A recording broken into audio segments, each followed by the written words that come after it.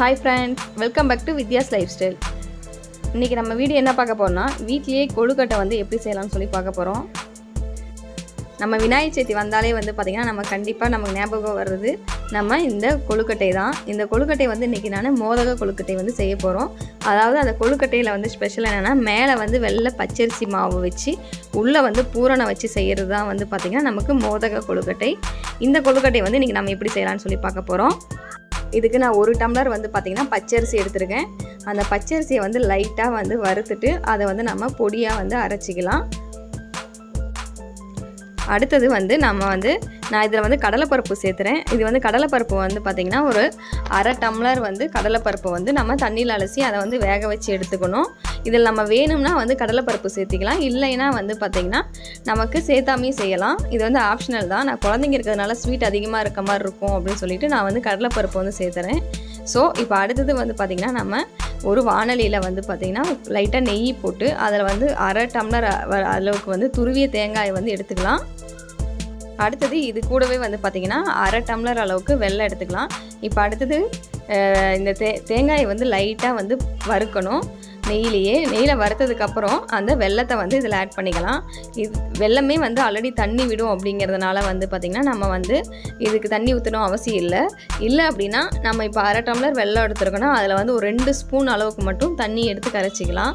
So இப்போ வந்து நம்ம லைட்டாக வறுத்துட்டே இருந்தோம் அப்படின்னா கொஞ்ச நேரம் கழித்து தண்ணி விட ஆரம்பிக்கும். அதுக்கப்புறம் வந்து பார்த்திங்கன்னா இந்த தேங்காய் துருவலும் இந்த வெல்லமும் ஒன்றா கலந்து நமக்கு இந்த மாதிரி வரும். அடுத்தது இதில் வந்து நம்ம அரைச்சி வச்சுக்கிற அந்த கடலைப்பருப்பை வந்து ஆட் பண்ணிக்கலாம். ஆக்சுவலி கடலைப்பருப்பு இல்லாமல் செஞ்சாலும் வந்து பார்த்திங்கன்னா டேஸ்ட் ரொம்ப சூப்பராக இருக்கும். ஆனால் நான் குழந்தைங்களுக்காக ஸ்வீட் கம்மியாக இருக்கணும் அப்படிங்கிறதுக்காக வந்து நான் இந்த கடலைப்பருப்பு ஆட் பண்ணியிருக்கேன். இப்போ அடுத்தது நம்ம 1 டம்ளர் அரிசிக்கு 1 டம்ளர் தண்ணி வந்து இது மாதிரி கொதிக்க வச்சுக்கலாம். அந்த கொதிக்க வைக்கிறப்பவே வந்து பார்த்திங்கன்னா கொஞ்சம் தேவையான அளவுக்கு லைட்டாக சால்ட்டு போட்டுட்டு நம்ம மாவு வந்து பார்த்திங்கன்னா நல்லா கையில் ஒட்டாமல் இருக்கணுங்கிறதுக்காக லைட்டாக ஒரு 1/4 டேபிள் ஸ்பூன் அளவுக்கு வந்து எண்ணெய் ஊற்றி நான் காய்ச்சிருக்கேன். நீங்கள் வந்து அது இல்லாமலும் நம்ம வந்து பண்ணலாம். இந்த மாவு வந்து பார்த்திங்கன்னா நமக்கு வந்து நல்லா இப்படி உருண்டை பிடிச்சி நம்ம அழுத்தணும் அப்படின்னா அது லைட்டாக வந்து கை வந்து உள்ளே போகிற அளவுக்கு வந்து அந்த பதம் இருக்கணும். ஸோ அதனால் வந்து நீங்கள் கரெக்டான அளவுக்கு தண்ணி வந்து ஆட் பண்ணிக்காங்க. அடுத்து இப்போ பாருங்கள் உங்களுக்கு நல்லா தெரியும். இப்போ அடுத்தது வந்து பார்த்திங்கன்னா ஒரு கவர் வச்சுட்டு நம்ம இந்த மாதிரி இது பண்ணிக்கலாம் மாவை. இதே நம்ம வீட்டில் வந்து அச்சு இருந்தாலும் வந்து பார்த்திங்கன்னா அதை யூஸ் பண்ணி செய்யலாம். நான் வந்து நார்மலாக இருக்கிற பாலித்தீன் கவரில் லைட்டாக வந்து ஆயில் வச்சுட்டு அதில் வந்து பார்த்திங்கன்னா இந்த மாதிரி மாவு வந்து பிசைஞ்சு இது மாதிரி வந்து இது பண்ணியிருக்கேன். அதுக்குள்ளே வந்து இப்போ நம்ம உள்ளே இருக்கிற பூரணத்தை வந்து வச்சுட்டு இந்த மாதிரி லைட்டாக நம்ம ஃபோல்ட் பண்ணோம் அப்படின்னா இது வந்து இந்த கொழுக்கட்டைக்கு வந்து இந்த இது அச்சு தயாராகிடும். இதே நம்ம வீட்டில் அச்சு இருந்தாலும் வந்து பார்த்திங்கன்னா அது செஞ்சாலும் அது சூப்பராக இருக்கும், ஈஸியாக இருக்கும்.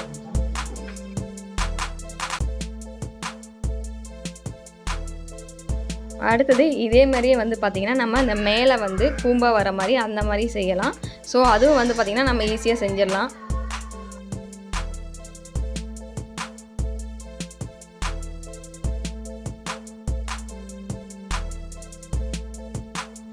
அடுத்தது நம்ம இந்த மாதிரி செஞ்சு வச்ச கொழுக்கட்டையெல்லாம் வந்து பார்த்திங்கன்னா இந்த மாதிரி இட்லி பாத்திரத்தில் மேலே தட்டில் வந்து நம்ம வச்சிடலாம்.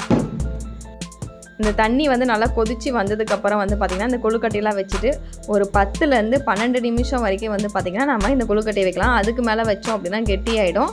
ஸோ அதனால் வந்து பார்த்திங்கன்னா ஒரு 10லேருந்து 12 நிமிஷம் வரைக்கும் வச்சுருங்க. இப்போ இந்த கொழுக்கட்டையை வந்து பார்த்திங்கன்னா நம்ம விநாயகருக்கு படைச்சிட்டோம்.